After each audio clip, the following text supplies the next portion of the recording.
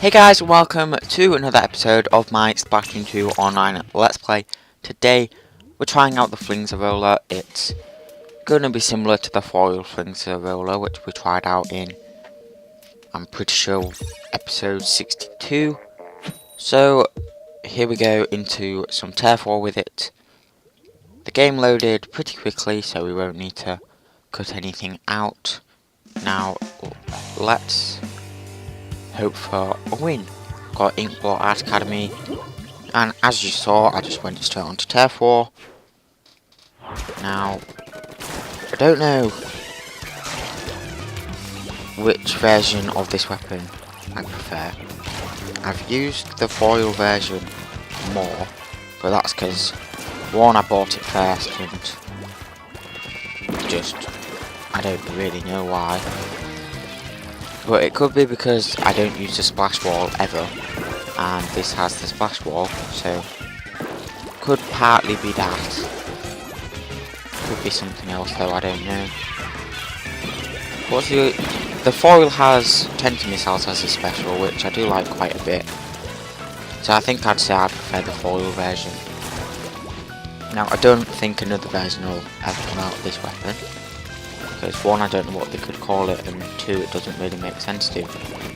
Because for those of you who don't know, when they make a second variant of a weapon, they decide on the brand it's by, and this one's by the brand foil, so I'm pretty sure they wouldn't make another variant, unless it was one of Sheldon's pick things like they did late in the previous game with like stuff like the NZAP 83 and a lot of weapons like that, where they were just another variant of weapons that already existed that were pretty popular.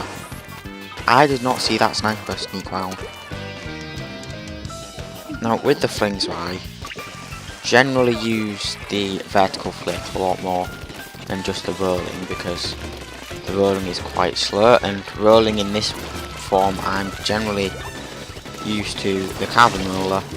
But I have recently been using more rollers, especially the FLINGZA, which I've actually used more. Well, the foil FLINGZA I've used more than the regular carbon roller, but I'm still more used to the fast movement of the carbon. And I hope they add carbon roller deco. I think that was the one in the last game. And I think carbon roller's a deco weapon. But anyway, I hope they add another variation of the carbon roller, because I like it quite a lot. And I hope eventually they do add something like what was added at the end of the last game, where you basically got an extra variant of most of the weapons in the game, because I liked that quite a lot. Because we'd basically gone ages without any updates, and then they all came out and there was a lot of them. So it was pretty good. Plus it's just more variations of a weapon, which means more weapons in the game, and I don't see how anyone could see weapons as being a bad thing. Why can't this have something better than the splash wall? Here we are, we're on Inkblot again. Hopefully we can win this one. Got 2 hero shots on our team, which isn't necessarily a good or bad thing.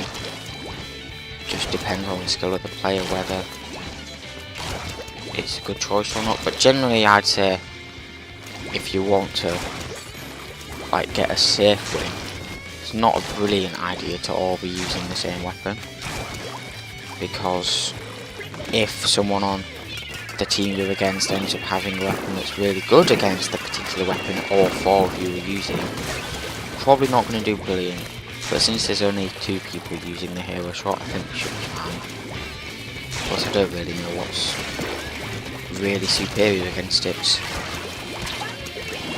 Like, there's weapons that I would use over it, but I don't think there's anything that's just a case of if you have a hero shot you should be scared of whatever. That guy must have had drop roller. Hector. Because otherwise he would have probably died. Or whatever, drop. I think it's called drop roll or something like that.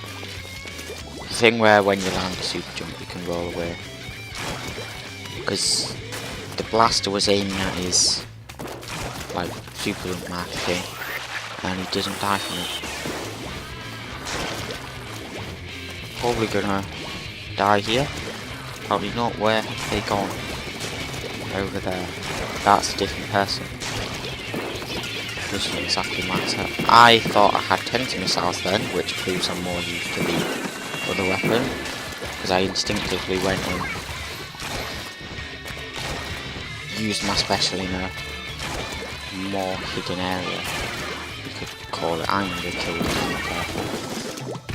So is he, or not? He got a triple kill with his splashdown.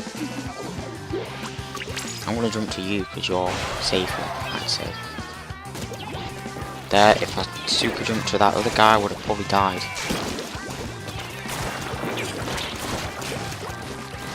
I'm gonna just run away, because more distance is the only way I'm gonna get this kill, I think.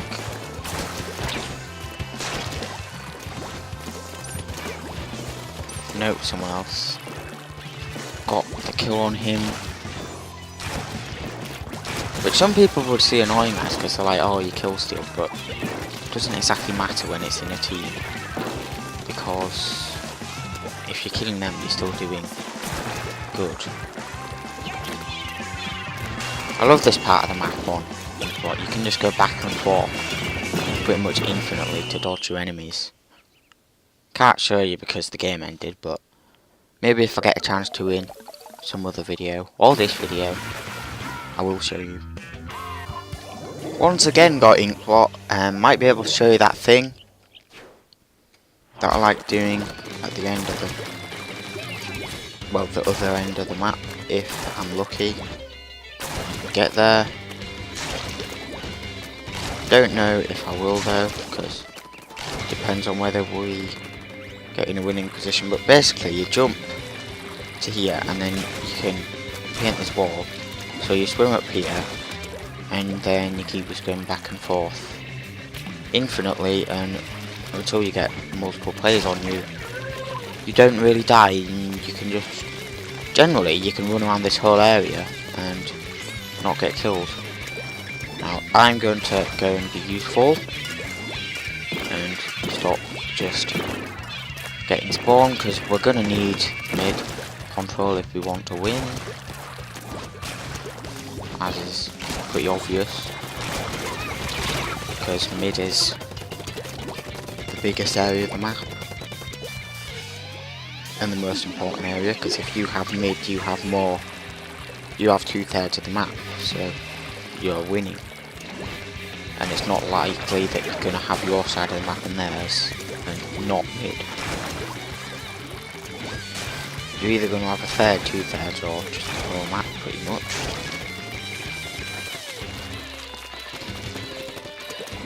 Well, or half. Generally, most games end with each team having just about half. But most, well, at least in my case, but because quite often you get games that are really similar percentages. Sometimes even you can lose by like 0.1 or win, which can be annoying if you lose by 0.1, but it's possible. That's quite a lot. Surprising how popular the hero shot replica is to use, considering you have to go quite out of your way to get it. Because I see it pretty much every game, which is a lot of people who have it, unless I'm just getting the same people. But even then I do see tons of different people with it. I don't really use it much, but I don't use this battle shot much either, so it makes sense. If I got like the hero umbrella or something, I'd probably use it a lot. I am working towards getting all the hero weapons, because in part of my goal to do a video on every weapon in the game, that includes the, I don't know, 8 or so maybe, hero weapons. There's a shot which I've already done, so that's not going to count towards my list. But there's the roller, the brush, the dualies, the umbrella, the splatling, the charger, think that might be it. And Slosher. Don't know if I said that. But I think going in order it goes short, so that's not going to count. Roller, Charger, Julie's, Umbrella, Splatling, Blaster, Brush, and Slosher. I think. Yeah, because I think there's 10 weapons. Don't know, I might be incorrect with that, but anyway, let's get into our next game. We actually got the other map this time, which is Blackbelly Skate Park. Quite like this map with rollers, because I just generally do quite good on it. Someone is playing very aggressively, but they're making obvious moves, so I may be able to kill them. No, I can't.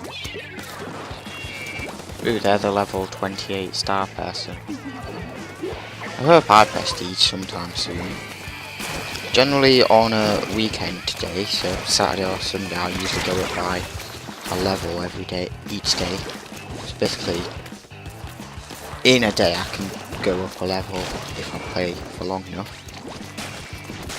That's not counting with XP things though, and I'm planning on doing a rush, marathon, whatever you want to call it. Where I'll just go and do the whole single player.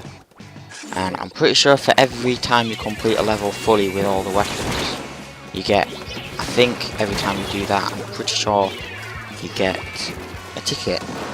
So if I can get tons of XP ones, I'll be able to level up faster, because my goal is to just try and get to at least Prestige 1 in, I don't know, maybe before 2019. That might be too generous of a goal though. But I'd like to at least prestige once before this game has a sequel come out, which I think will be possible, because I'd say it's going to be a while, because there was 2 years between Splatoon 1 and Splatoon 2, but I picture it being more for this game until the next one. I don't know though, because 2019 just seems too soon. But who knows? Just depends on how well this game does, probably. Don't know how well it has done yet. Well, so far. It's been out for like, I don't know how many months now. When did it come out? I think it was July. So, quite a while ago. Been out for like 7 months. I think it was July. I think it was July 21st actually, which is like, actually I don't know the date today, 25th of February. So yeah, about almost exactly 7 months ago.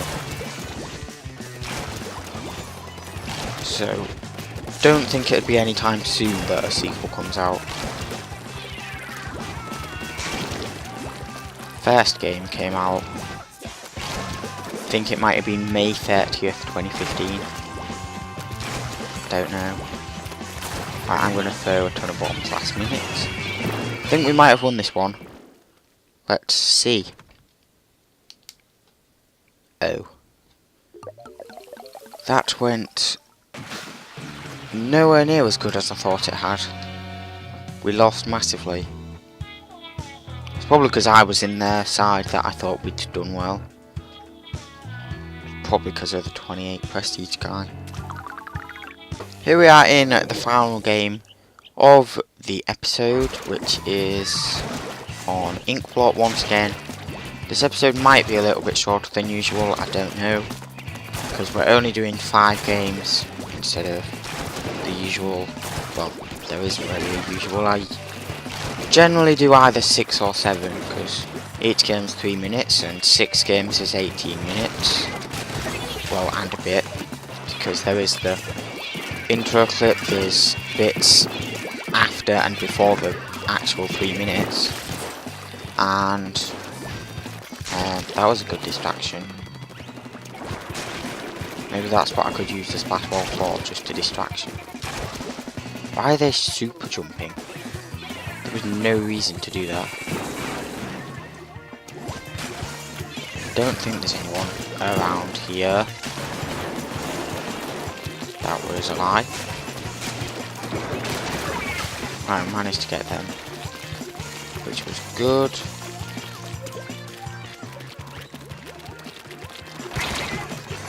Probably waited too... No, fine. They must be a low level player because I waited way too long to pop up and attack them. Done pretty good with loading times in this episode though. Because the first game we didn't have to even cut it out because it loaded so quick. And the other ones have been pretty fast as well. Probably doing nothing here other than making them retreat. Actually, they both got killed. I'm going to see if I can show you that little tactic I was talking about earlier. I'm going to see if I can show you it properly. Probably going to get shot here. Yep. I feel like this would be a good weapon to have a squid beacon with. Might just change the splash wall for that. Would have been useful in that scenario actually, to have a squid beacon, thinking about it. Didn't know there was any snipers with splashdown. I'm gonna guess it was the YouTuber, because I'm pretty sure none of the eliters have a splashdown.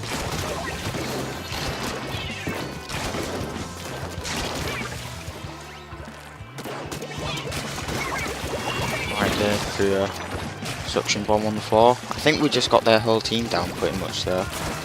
Because I think... Right, this was one I killed earlier. Got him. I don't care if that person hits me or not, I'm just going to throw bombs everywhere.